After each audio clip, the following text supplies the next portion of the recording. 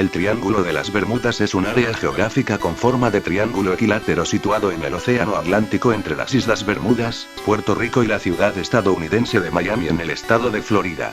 Al unir estos tres puntos con una línea imaginaria se forma un triángulo de unos 1.600 a 1.800 kilómetros de lado, y una superficie de 1,1 millones de kilómetros aproximadamente. El término fue creado en 1952, por varios escritores que publicaron artículos en revistas acerca de la presunta peligrosidad de la zona. Sin embargo, las estadísticas de la Guardia Costera de Estados Unidos no indican que en esa zona haya más desapariciones de barcos y aviones que en otras zonas de igual tráfico. Las naves que viajaban a Europa pasaban continuamente por esta zona para aprovechar los vientos dominantes y la corriente del Golfo. Luego, con el desarrollo de las máquinas de vapor y los barcos con motores de combustión interna, gran parte del tráfico del Atlántico Norte siguió cruzando y todavía lo hace a través del área del supuesto Triángulo de las Bermudas.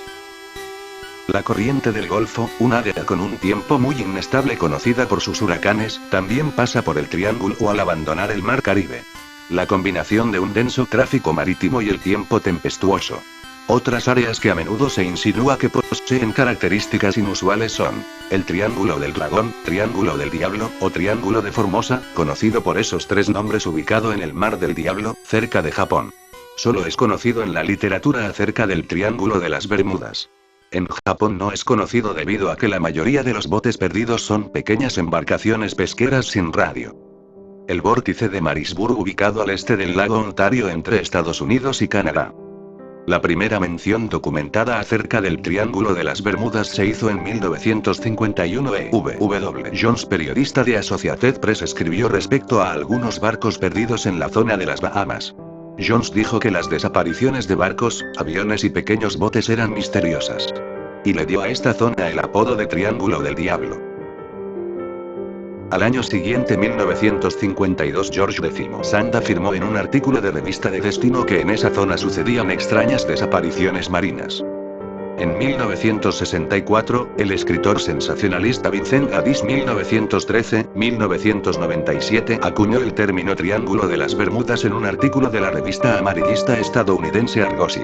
Al año siguiente publicó el libro Invisible Horizons True Mysteries of the Sea. Horizontes invisibles, los verdaderos misterios del mar, donde incluía un capítulo llamado El Mortal Triángulo de las Bermudas. Generalmente, Gaddis es considerado el inventor del término. En 1974, 10 años después de la invención del triángulo, el pretendido misterio se convirtió en un verdadero mito gracias a Charles Berlitz 1914-2003, escritor neoyorquino de ciencia ficción, que publicó el superventas El Triángulo de las Bermudas, donde copió bastante texto de Gaddis y ocurrieron en sus aguas extraoficiales, aunque en algunos casos incorrectamente. A la fecha, la mayoría está de acuerdo en que más de 50 naves y 20 aviones se han perdido en esa área particular del Océano Atlántico. Aunque la mayoría de estas desapariciones pueden explicarse, otras no pueden serlo, y el tema continúa siendo un debate entre creyentes y escépticos. El vuelo 19, 1945. Uno de los incidentes más conocidos y probablemente el más famoso sobre el Triángulo de las Bermudas es acerca de la pérdida de un escuadrón de 5 bombarderos TBM Avenger de la Marina de Estados Unidos durante un vuelo de entrenamiento que salió de Fort Lauderdale, Florida, el 5 de diciembre de 1945. De acuerdo con el escritor fantástico Charles Berlitz 1914-2003, el caso consistía en que varios aviadores navales simplemente desaparecieron después de que informaran de varios efectos visuales extraños, una afirmación que no es completamente acertada. Además, Berlitz afirmó que debido a que los restos de los TBM Avenger flotarían por largos periodos de tiempo, estos debieron ser encontrados al día siguiente, considerando que esos días se registraron con marea tranquila y cielo despejado. Sin embargo, no solo no pudieron ser encontrados, sino que un avión de búsqueda y rescate de la Marina que mandaron también se perdió. Los Martin Mariner tenían muy mala fama entre los pilotos de la época debido a que sus tanques de combustible se inflamaban muy fácilmente, por lo que, un destello visto al poco de despegar la nave, pudo corresponderse con su explosión. Adicionalmente, la intriga se incrementó al conocer que el informe del accidente de la Marina lo atribuyó a causas o razones desconocidas. Mientras que algunos hechos de la versión de Berlitz son esencialmente exactos, no describe algunos detalles importantes. La visión de un experimentado escuadrón de aviadores de combate perdiéndose en una tarde soleada es inexacta. Para cuando se recibió la última transmisión de radio del vuelo 19, había comenzado un tiempo tormentoso. Tan solo el líder de vuelo, el teniente Charles Carroll Taylor, tenía experiencia de combate y un tiempo de vuelo significativo, pero al mismo tiempo tenía muy poca experiencia en esa área en particular, menor que la de los aprendices bajo su servicio. Taylor fue descrito como un líder calmado y confiado. En cambio, las transmisiones de radio del vuelo 19 revelaron a un Taylor desorientado, con una carencia de confianza en sus decisiones, y completamente perdido. Además, las afirmaciones exageradas establecían que todos los aviones tuvieron problemas con sus brújulas. Sin embargo, los informes navales y registros escritos de las conversaciones entre el teniente Taylor y otros pilotos del vuelo 19 no indicaban esto. En cuanto al informe de la Marina, se afirmó que el informe original atribuyó el accidente a la confusión del comandante de vuelo. El teniente Taylor previamente había abandonado su nave en 2 ocasiones en medio del Pacífico después de haberse perdido, para regresar al portaaviones. Sin embargo, el informe se alteró para retratar otra situación debido a los deseos de su familia. Otro factor a considerar es que las naves TBM Avenger nunca fueron diseñadas para el acuatizaje, contrario a las afirmaciones de Berlitz. La experiencia de combate en el Pacífico demostró que un avión Avenger se hundía muy rápidamente si este amarraba. Para un Avenger sería muy difícil amarar, especialmente con pilotos novatos al mando, y al dejarlo en los mares peligrosos del Triángulo de las Bermudas. Sin embargo, el hecho de que hasta la fecha no se ha descubierto rastros o algún resto de las naves ha llevado al misterio, y, en sí mismo, es un caso raro. El documental sobre este evento de The History Channel, se hizo notar que un piloto puede confundir fácilmente su ubicación si permite que su imaginación controle su razón. En este documental el escenario más probable fue que el líder de vuelo, el teniente Charles Taylor, se confundiera y se desorientara.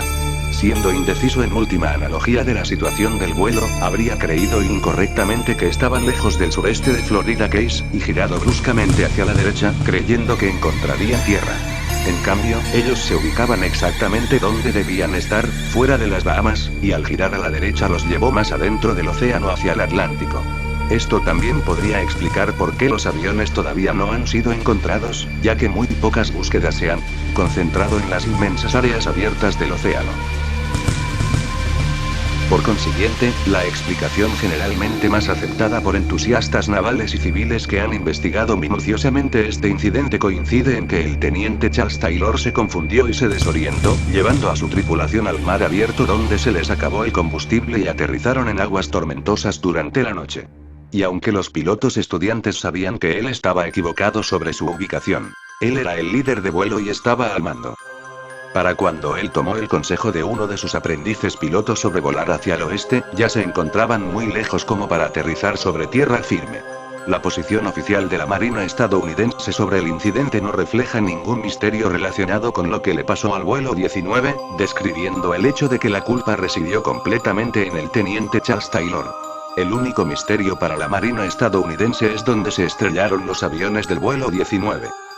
Otra hipótesis en ese mismo documental declara que los aviones realmente pudieron haber estado donde Taylor creyó que ellos estaban, y que se estrellaron en los pantanos de Georgia. Sin embargo, esa hipótesis se ha tomado con escepticismo. En 1991, los restos de 5 Avengers fueron descubiertos frente a las costas de la Florida, pero los números de serie del motor revelaron que no eran del vuelo 19-1. Los registros revelaron además que estas aeronaves descubiertas habían sido declaradas obsoletas no aptas para el mantenimiento/reparación y fueron simplemente eliminadas en el mar. Los registros también mostraron accidentes de entrenamiento entre 1942 y 1945 que representaron la pérdida de 95 elementos de personal de la aviación de Fort Lauderdale 2. Los investigadores han ido ampliando su ámbito para incluir más al este, en el Océano Atlántico, pero los restos del vuelo 19 todavía no han sido confirmados como encontrados. 3. Un hidroavión de rescate PBM Mariner también desapareció sin dejar rastro durante la búsqueda del vuelo 19, tal como Berlitz declaró en su libro. Esto incrementó la especulación sobre fenómenos sobrenaturales y el Triángulo de las Bermudas, y aunque Berlitz aludió en su libro a la casualidad sobre el Triángulo de las Bermudas, se formula en cierto modo que algunos puntos también son misteriosos y desconocidos, cuando de hecho no lo fueron. El SS Gainesville informó de una explosión por encima del agua poco después de que despegó el PBM Mariner, en el lugar donde debía de estar este.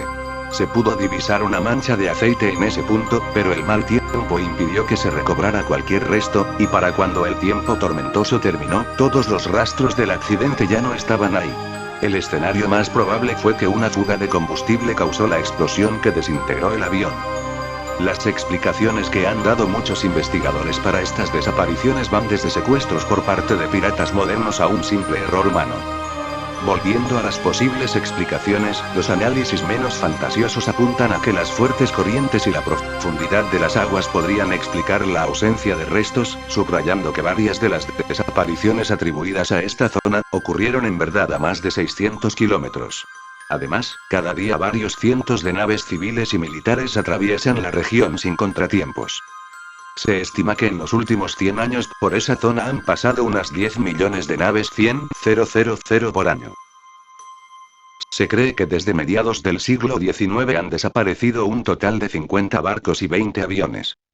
Las desapariciones dentro de la zona, ya que si bien la zona es una de las que más tráfico aéreo y marítimo registran, la frecuencia de los accidentes es proporcionalmente muy baja, en comparación con otros puntos del globo.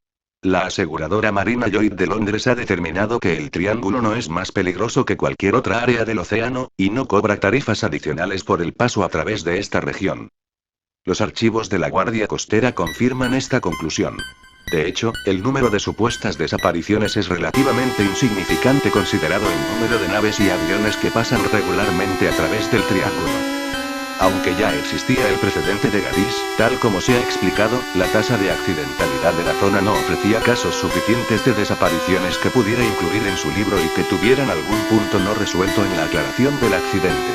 Por este motivo, Berlitz recurrió a diversas estratagemas para hinchar su obra. Varios de los barcos que Berlitz mencionó no se encontraban en ese enclave geográfico. Es el caso del Mary Celeste, que se hundió entre las Azores y la península ibérica. El Freya también lo sitúa en las Bermudas, pero desapareció en el Pacífico, así como el Baifukumaru, que desapareció en el Atlántico Norte. A otros los nombra erróneamente, como el Atlanta, llamado realmente Atalanta. También hay desapariciones que no son tales, como las del caso de los buques de guerra Proteus y el Nereus 1941, que está constatado que se hundieron en acciones bélicas. Para el hundimiento del Rubicón, Berlitz mintió afirmando que desapareció en circunstancias de clima normal cuando está comprobado que hubo una fuerte tormenta en la zona. En otras ocasiones, recurrió a escribir sobre barcos ficticios, como el Stavanger. Además, el Triángulo de las Bermudas es una de las zonas con más tráfico aéreo y naval de todo el mundo y con incidencias climáticas como tormentas y huracanes que hacen muy factible y explicable la cantidad de naves hundidas, sobre todo antes de la invención de los sistemas de navegación actuales. Estos han desbaratado la invención de Berlitz, ya que no se ha vuelto a registrar ni un solo caso de aeronave desaparecida en una de las zonas con más tráfico aéreo del mundo, aunque supuestos testigos hablan de los incidentes que sufrieron con sus avionetas particulares y que acabaron felizmente. En cuanto se perfeccionen las técnicas de inmersión en aguas profundas, es probable que se recuperen la mayoría de los barcos perdidos. Kutsche refuta de Berlitz. Laurence Kutsche, un bibliotecario de la Universidad Estatal de Arizona en la época del incidente del vuelo 19, a comienzos del año 1975, se sintió intrigado por el número de estudiantes que llegaban preguntando acerca del Triángulo de las Bermudas. Comenzó entonces una exhaustiva investigación de seguimiento de los informes originales. Finalmente publicó sus hallazgos en 1975 en The Bermuda Triangle Mystery Solved, el misterio del Triángulo de las Bermudas solucionado. La investigación de Kutsche reveló una gran cantidad de incoherencias y falta de exactitud entre los informes de Berlitz y las declaraciones originales de los testigos, participantes y otros involucrados en los incidentes iniciales. Demostró que muchos de los casos citados por los difusores del supuesto misterio ni siquiera existieron, presentaban números de vuelo falsos o de barcos inventados, y que la mayoría de las tragedias que sí ocurrieron se situaron fuera de los límites del triángulo. Ver enlace externo más abajo. Notó que había casos en que no se informaron datos pertinentes, por ejemplo en el caso del navegante circunnavegador Donald Crowhurst, que Berlitz presentó como un misterio, a pesar de que hubo evidencia clara de que Crowhurst había fraguado el proyecto de su viaje y probablemente se suicidó. Bueno, solo YouTube me deja subir 15 minutos, así que la segunda parte estará en 1 hora. Chao y ya nos volveremos a encontrar.